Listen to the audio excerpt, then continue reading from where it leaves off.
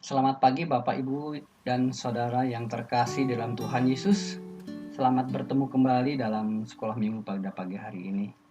Nah, pelajaran sekolah minggu pada hari ini memasuki pelajaran yang 13. Dan ini menjadi pelajaran yang terakhir dalam buku kita, yaitu Dewasa dalam Kristus.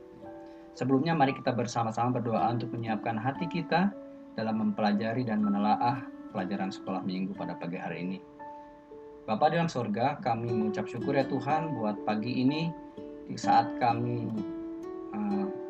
mempersiapkan diri untuk ibadah dan kami juga mempersiapkan untuk pelajaran sekolah minggu pada pagi hari ini, pelajaran yang 13, agar kiranya Tuhan memberikan kami hikmat ya Tuhan untuk bisa mengerti, memahami, dan juga dapat melakukan apa yang Tuhan inginkan dalam kehidupan kami melalui pelajaran ini dan supaya sesuai dengan kehendak Tuhan. Terima kasih Tuhan Yesus, kami serahkan pelajaran ini dari awal pertengahan hingga akhirnya. Di dalam Tuhan Yesus Kristus kami berdoa dan mengucap syukur. Amin. Nah, pelajaran yang ke-13 pada pagi hari ini berjudul Hidup Produktif dalam Menantikan Kedatangan Tuhan, yang didasarkan pada surat 2 Tesalonika ayat pasal 3 ayat 6 sampai 15. Nah, saya akan membacakannya buat Bapak Ibu Saudara sekalian. Tetapi kami berpesan kepadamu saudara-saudara dalam nama Tuhan Yesus Kristus, supaya kamu menjauhkan diri dari setiap saudara yang tidak melakukan pekerjaannya dan yang tidak menurut ajaran yang telah kamu terima dari kami. Sebab kamu sendiri tahu bagaimana kamu harus mengikuti teladan kami, karena kami tidak lalai bekerja di antara kamu, dan tidak makan roti orang dengan percuma. Tapi kami berusaha dan berjerih payah siang malam, supaya jangan menjadi beban bagi siapapun di antara kamu. Bukan karena kami tidak berhak untuk itu, melainkan karena kami mau menjadikan diri kami teladan bagi kamu, supaya kamu ikuti. Sebab juga waktu kami berada di antara kamu, kami memberi peringatan ini kepada kamu, jika seorang tidak mau bekerja, janganlah ia makan. Kami katakan ini karena kami mendengar bahwa ada orang yang tidak tertib hidupnya dan tidak bekerja, melainkan sibuk dengan hal-hal yang tidak berguna. Orang-orang yang demikian kami peringati dan nasihati dalam Tuhan Yesus Kristus, supaya mereka tetap tenang melakukan pekerjaannya dan dengan demikian makan makanannya sendiri. Dan kamu saudara-saudara, janganlah jemu-jemu berbuat apa yang baik. Jika ada orang yang tidak mau mendengarkan apa yang kami katakan dalam surat ini, tandailah dia dan jangan bergaul dengan dia, supaya ia menjadi malu. Tetapi janganlah anggap dia sebagai musuh, tetapi tegurlah dia sebagai saudara. Nah, Bapak, demikianlah pembacaan firman dari ayat 6 sampai ayat yang ke-15. Dan ada ayat hafalan yang sangat indah sekali buat kita, yang diambil dari Amsal pasal 12 ayat 24. Tangan orang rajin memegang kekuasaan, tetapi kemalasan mengakibatkan kerja paksa. Nah, Bapak Ibu Saudara yang terkasih di dalam Tuhan, produktif atau produktivitas menjadi hal yang sangat penting dalam dunia pekerjaan. Apapun pekerjaan yang ada di dunia ini, produktif atau produktivitas menjadi kunci keberhasilan dalam pelaksanaannya. Produktif itu memiliki pengertian yang luas, bukan sekedar atau sebatas rajin, ya. Nah, di situ terkandung pengertian menghasilkan sesuatu yang bernilai, ya. Kalau menghasilkan sesuatu yang tidak bernilai, itu bukan produktif, tetapi kontraproduktif, ya. Kemudian memiliki pengertian juga mengupayakan inovasi, adanya perbaikan yang kontinu atau yang biasa kita dengar continual improvement, berorientasi pada hasil atau output, dan lain-lain. Nah, di pemerintahan pertama di masa Presiden Jokowi, slogannya adalah 3K, kerja, kerja, kerja. Dan periode keduanya adalah Indonesia Maju. Ya. Kedua-duanya terkandung pengertian yang memiliki makna produktif. Ada hal yang menarik Bapak Ibu dan Saudara, kita sering berpandangan bahwa orang yang rajin itu bekerja dengan rajin secara fisik itu dikatakan selalu produktif. Ya. Namun di masa kini produktif itu memiliki pengertian yang semakin luas. Contoh, ada orang yang bekerja dengan pikirannya atau logikanya, ya. Atau adanya ide-ide kreatif, ya. Desainer, gamer, vlogger, seperti yang kita sering lihat dalam YouTube, di mana seorang vlogger atau YouTuber dia men-sharingkan video-video perjalanannya atau aktivitasnya, dan itu menghasilkan uang. Kemudian ada juga profesi seperti programmer, ya. Dan lain-lain yang melakukan pekerjaannya mungkin dengan santai, ya, tiduran, ngobrol-ngobrol di kafe gitu ya. Nah, mereka ini berpandangan mereka ini mendapatkan penghasilan yang justru mengalahkan pekerja-pekerja formal pada umumnya, seperti karyawan yang pada suatu perusahaan. Nah, Bapak Ibu Saudara yang terkasih, di dalam job desk saya di dalam bekerja juga ada suatu report atau laporan yang harus saya sajikan kepada atasan. Salah satunya adalah productivity report, ya, atau laporan produktivitas, ya, di mana saya harus merekap output harian tim saya di setiap akhir bulan. Lalu data tersebut harus diolah, ya. Kemudian hasil olahan tersebut disandingkan dengan target yang telah ditetapkan oleh manajemen. Nah, ditampilkan dengan grafik, ya. Bila hasilnya di atas target, berarti on target. Artinya tim saya bekerja dengan baik. Bila hasilnya di bawah target, saya harus mengevaluasi tim saya. Langkah apa yang harus saya ambil agar bisa target itu tercapai di bulan-bulan berikutnya. Harus ada action plan. Ketika action plan-nya tidak dijalankan, itu pun akan menjadi suatu temuan di tim saya. Nah, Bapak Ibu Saudara yang terkasih, produktif atau produktivitas dalam dunia kerja adalah suatu usaha yang sesuatu yang bisa diukur, ya, dihitung. Namun bagaimana halnya dengan pengertian produktif dari sisi kerohanian? Ya, dari segi kerohanian setiap orang percaya, ya. Bagaimana ini, gitu kan? Ini ada hal yang menarik, ya, pada pelajaran yang 13 kali ini, hidup produktif dalam menantikan kedatangan Tuhan. Ya. Nah, produktif dalam hal ini tidak menjelaskan sesuatu yang bisa diukur dengan nilai atau angka atau bersifat kuantitatif semata, gitu ya. Namun memiliki sifat yang kualitatif, yang memiliki kedalaman pengertian, kualitas. Tidak hanya bisa dilihat prosesnya, aktivitasnya, namun juga bisa dirasakan juga, dan juga dilihat hasilnya, dan memang memberikan hasil. Nah, seperti itu. Ternyata dalam kekristenan juga kata produktif harus melekat dalam setiap orang percaya, ya, sebagaimana yang Tuhan Yesus ajarkan, ya. Dia memperlihatkan kepada murid-muridnya. Nah, ini adalah hal yang sangat menarik buat kita sebagai orang-orang percaya. Ternyata orang Kristen itu atau orang percaya harus memiliki dan melekat tentang yang namanya produktif, gitu ya. Nah, seperti apa? Kita mengambil contoh dari kehidupan Tuhan Yesus, ya.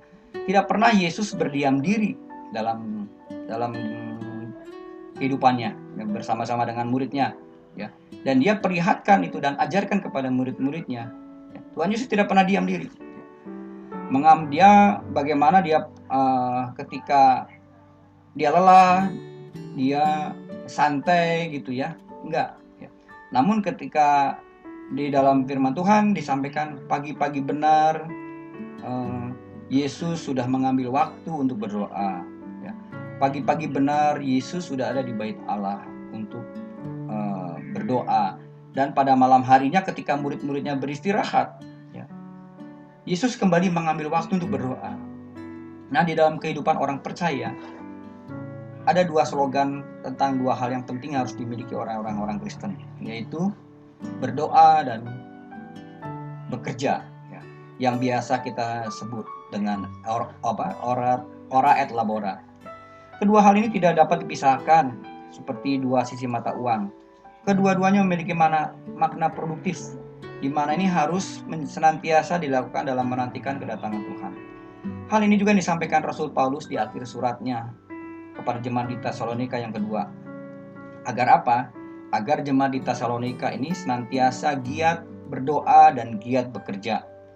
Sekaligus juga dalam pasal yang 3 ini, Paulus mengkritik orang-orang Kristen di sana atas sifat-sifat malas mereka. Mari kita perhatikan hal berikut ini. Hal yang pertama, mengapa orang tidak mau bekerja? Bapak Ibu Saudara yang terkasih di dalam Tuhan, jemaat di Tesalonika itu ada jemaat yang hidupnya berada di garis kemiskinan. Mungkin karena keterbatasan fisik yang tidak memungkinkan melakukan pekerjaan, sehingga harus bergantung kepada pemberian dan belas kasihan jemaat lainnya. Namun ternyata ada juga yang memiliki kemampuan bekerja, namun tidak mau bekerja. Adanya keyakinan hari Tuhan akan segera datang, telah mendorong mereka untuk mengambil keuntungan dari kebaikan hati orang lain. Nah, di dalam masa sekarang nih Bapak Ibu Saudara, kebiasaan ini masih ada, ya, dan sepertinya akan selalu ada. Saat menjelang hari raya keagamaan, seperti hari raya Idul Fitri atau hari-hari raya besar agama yang lain, banyak bermunculan pengemis untuk memohon belas kasihan dari orang yang melaksanakan ibadah. Jadi mereka berpikir bahwa agama mengajarkan dan mewajibkan belas kasihan terhadap orang-orang miskin, dan itu menjadi suatu peluang usaha. Jadi peluang usaha dengan menengadahkan tangan, ya, mereka dapat meraup rezeki. Beberapa orang yang kedapatan mengemis, ketika ditelusuri, mereka yang mengemis itu memiliki uang yang sangat banyak, bahkan mungkin mengalahkan orang-orang yang bekerja dengan bersusah payah. Nah, ini adalah suatu kesalahpahaman yang sudah mendarah daging, dan itu diturunkan, ya, diturunkan secara genetik mungkin, ya, istilahnya dari kakeknya pengemis, bapaknya pengemis juga, dianya pengemis. Jangan-jangan dia generasi ini akan menjadi generasi pengemis, dan itu seakan-akan menjadi suatu warisan kebiasaan yang sangat buruk. Firman Tuhan mengatakan bahwa beberapa orang yang kedapatan mengemis tadi, ya, sudah itu ternyata mereka memiliki harta yang sangat banyak, rumah yang sangat besar, yang sangat megah, ya. Nah, jadi ini ada suatu kesalahpahaman. Firman Tuhan mengatakan bahwa manusia telah jatuh ke dalam dosa, sehingga manusia harus mengupayakan bumi supaya memberikan hasil dengan berusaha payah. Itu dalam Kejadian pasal 3 ayat 17 sampai 19. Padahal kalau kita membaca secara utuh kitab Kejadian, khususnya pasal 2 ayat 15, Tuhan Allah mengambil manusia itu dan menempatkannya di dalam Taman Eden untuk mengusahakannya dan memeliharanya. Ya, kita perhatikan di ayat yang ke-15 ini disampaikan Allah ketika manusia belum jatuh ke dalam dosa. Adam belum jatuh ke dalam dosa. Berarti intinya apa? Berusaha itu memang sesuatu yang menjadi perintah Tuhan. Ya.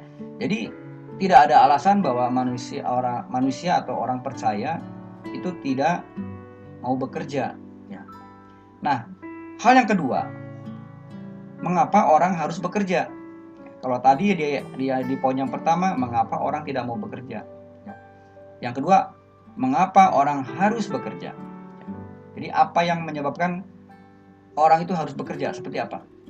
Nah, ini adalah suatu pertanyaan yang harusnya dimiliki oleh setiap orang-orang yang malas gitu ya. Karena bagi orang yang produktif, ini bukan lagi suatu pertanyaan yang harus dijawab gitu ya.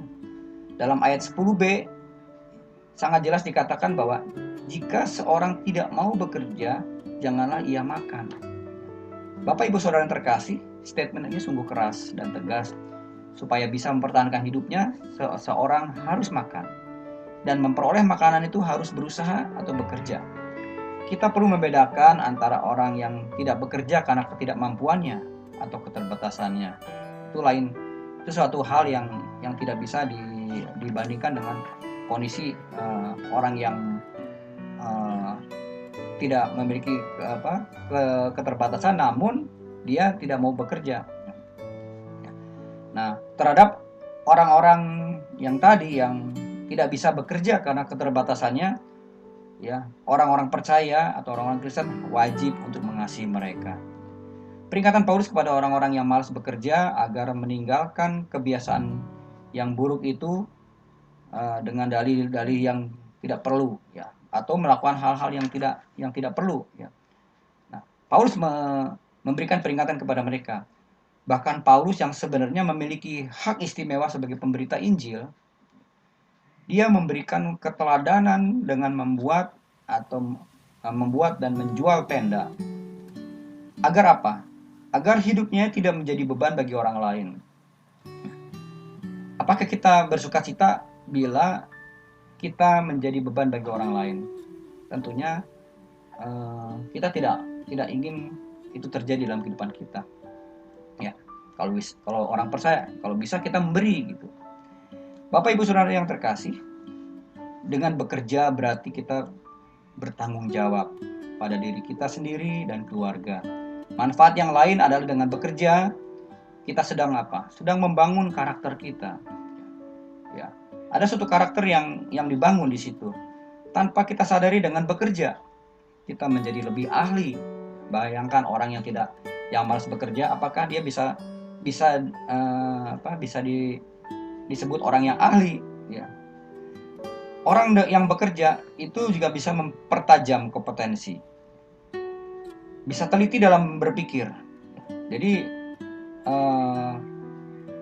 ketajaman kita dalam berpikir pun diasah dalam kita bekerja. Kemudian orang yang bekerja rata-rata memiliki rasa percaya diri dan lain-lain. Jadi bukan semata-mata untuk memperoleh upah, ya. Kalau ingin mencari upah, ya kerja serabutan pun bisa, ya. Tapi dengan bekerja yang baik, yang